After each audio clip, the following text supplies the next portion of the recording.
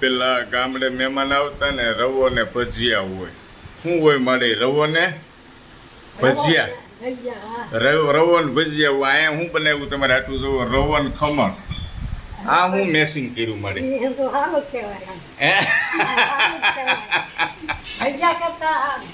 ભજીયા કરતા સારું.